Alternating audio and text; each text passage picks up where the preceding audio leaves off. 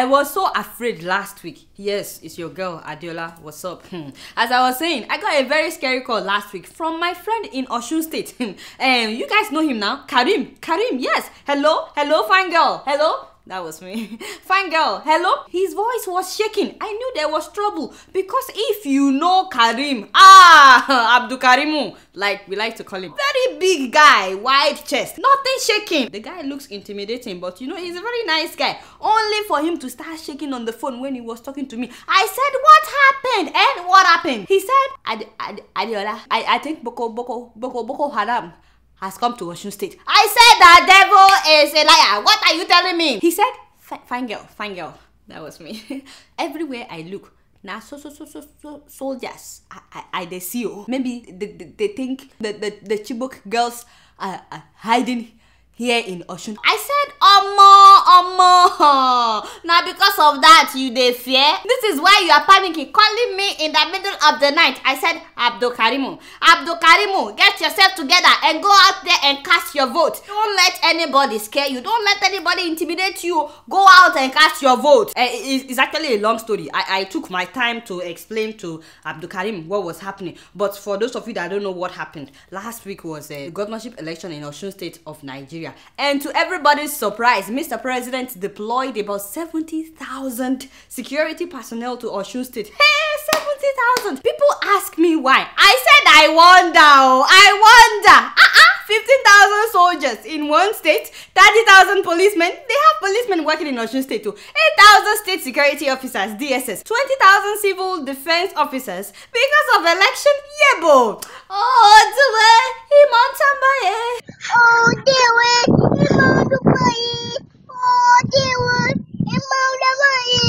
Tell them, my brother. Tell them. And I wish I know what the guy is saying. If I don't, do it one more time.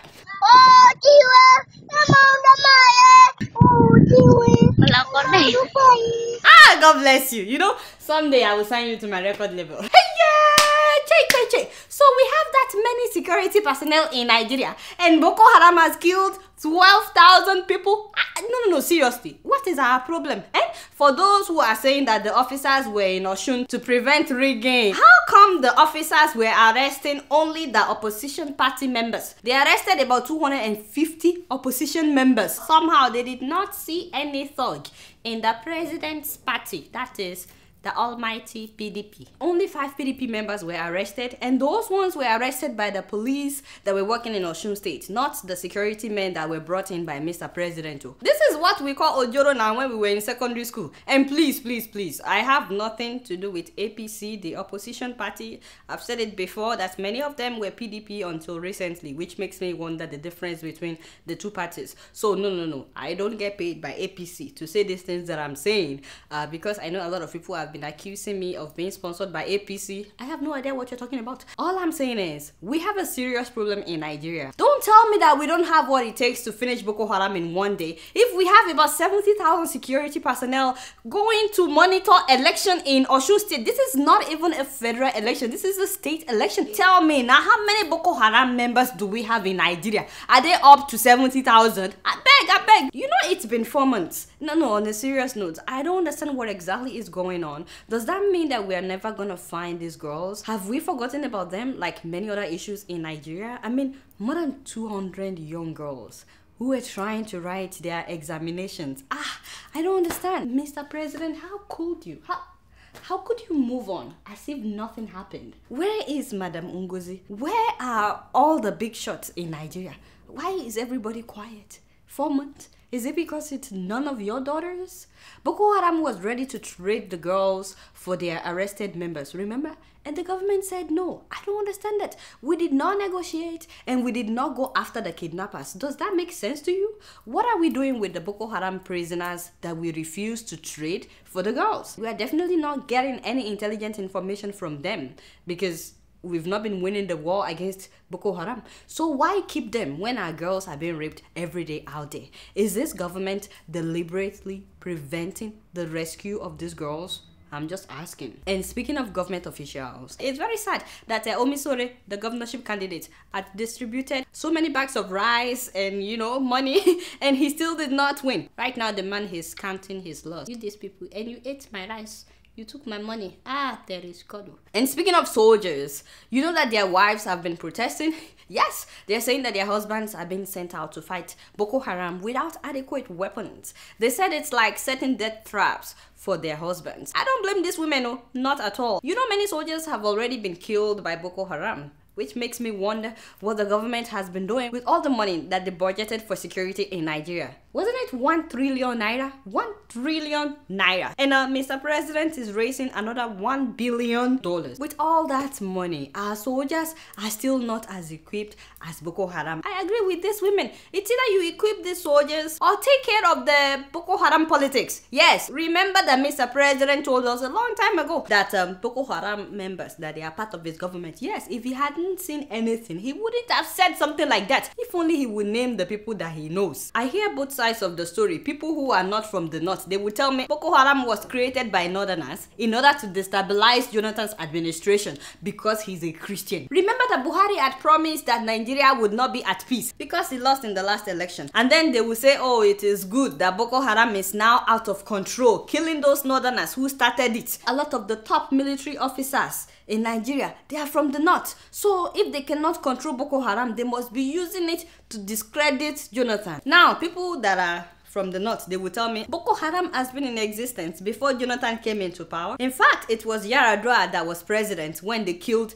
their leader. Remember? This has nothing to do with Jonathan. It's only because he did not do anything. That is why Boko Haram has grown to be so powerful. And then there are northerners who believe that Jonathan has deliberately refused to get rid of Boko Haram because he's using them to destabilize the north in order to make sure that northerners don't participate in the coming election. So yeah, Nigerians are pretty divided on the issue of Boko Haram, depending on where you are from or who you are loyal to. But the way I see it, while we're busy taking sides, 12,000 people have died. All that concerns me is that people are dying. I think each life is precious, and that's the problem in Nigeria. We don't place value on human life. Just because it's happening in the north doesn't mean that it's not affecting people that are not living in the north. A lot of people have their relatives that have died. I mean, everybody lives in Abuja. You don't have to be a northerner to live in Abuja. This thing has affected not just northerners, but everybody in Nigeria. So as for me, my stand is, if the Nigerian government is not ready to go after the sponsors of Boko Haram, if they're not ready to send the soldiers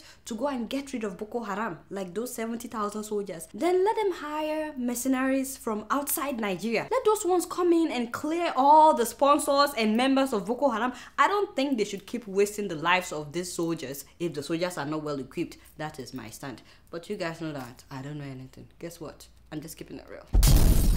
Moving on to Botswana, you guys know that their parliamentary election is coming up. That's where the president of the party with the majority vote would become the president of the country. But can you believe that the president, that's Ian Khama, and his party have refused to join in the series of debates? I said, Jay, why do African leaders do this? I don't understand. No wonder a lot of young people in Botswana now are supporting the opposition party. It's so unfortunate though. I heard that the opposition leader, Komolemo Motsoaledi, I hope I'm saying his name correctly, was killed in an auto accident. Now that is really, really sad. A lot of people were really crushed by this. I heard that the guy was a man of vision. He had so many plans for Botswana. So many people are now asking, how are we sure that this was really an accident, that he was not killed? And in any case, the opposition party is carrying out an independent investigation.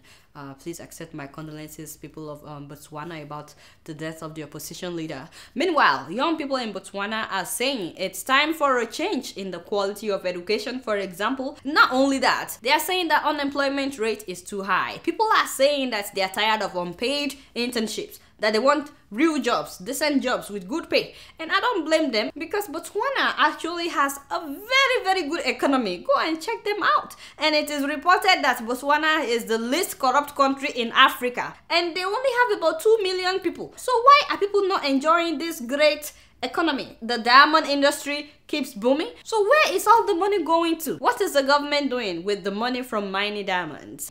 You see, the guy has really tried. It's not like he didn't do anything. There was a time he was giving out blankets to elderly people and radio for them to be able to know what is going on in the world. He came up with the program of people having backyard gardens. Not only that, he instituted alcohol levy and he channeled that money into other programs. So he has done some things.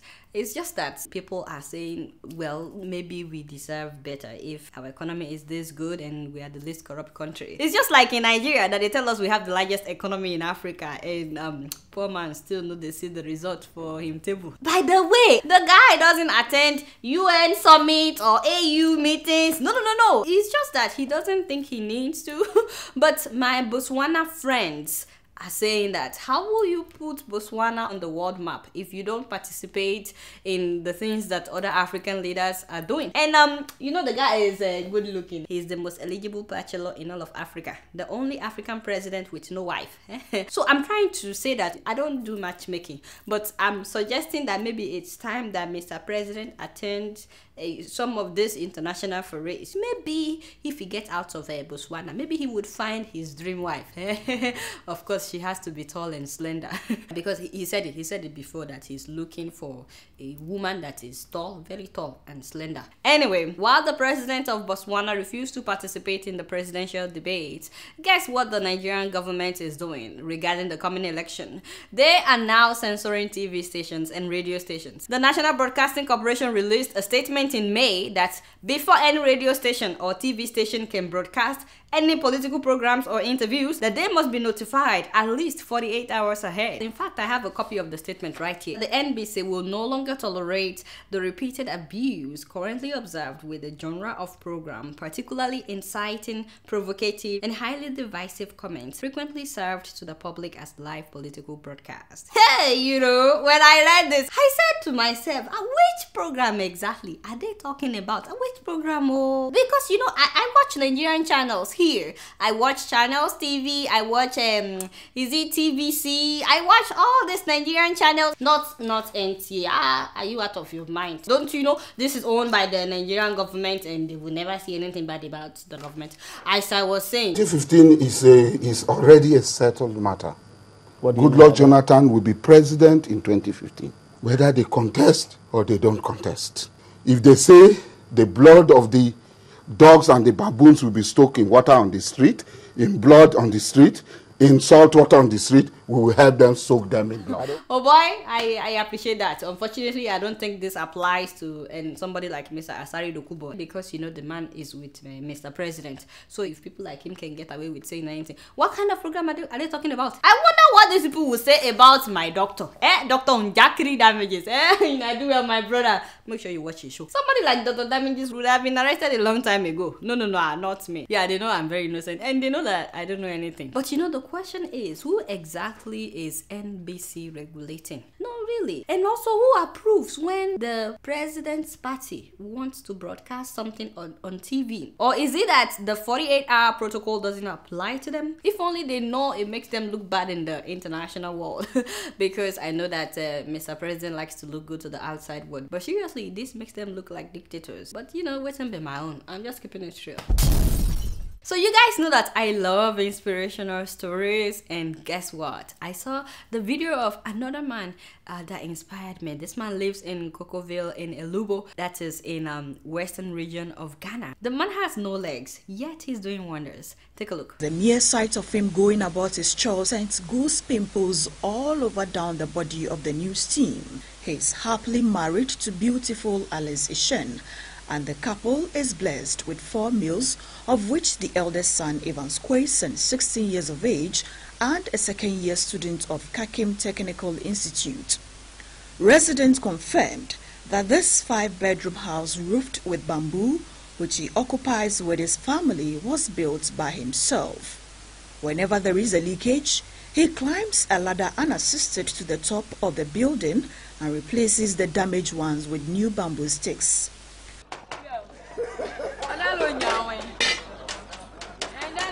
In addition to his other engagements, he burns charcoal and sells them in sacks to supplement his income.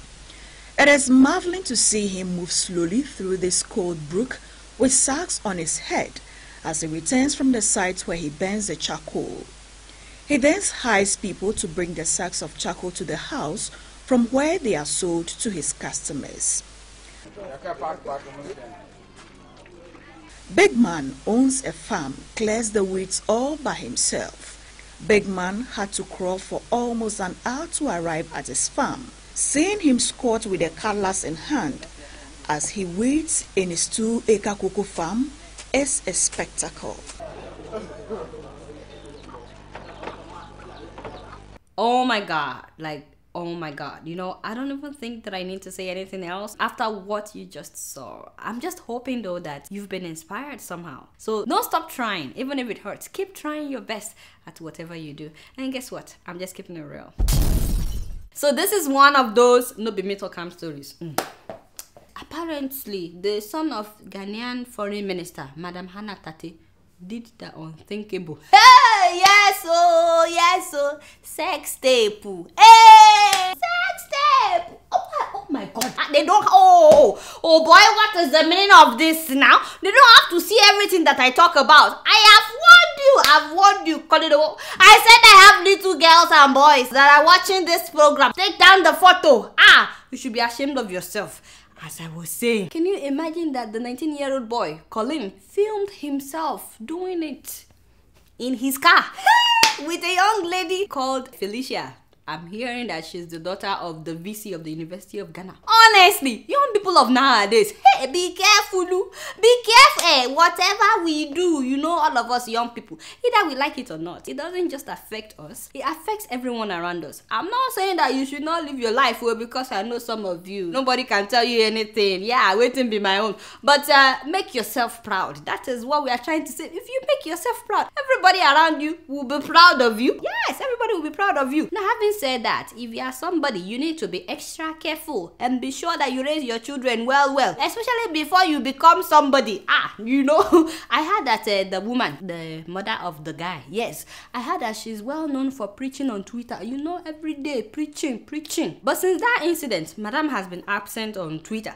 How can you not know? How can you not know that your son is doing it? I'm very sure that this is not the guy's first time. If he would film himself in his car, he must have been doing it before now.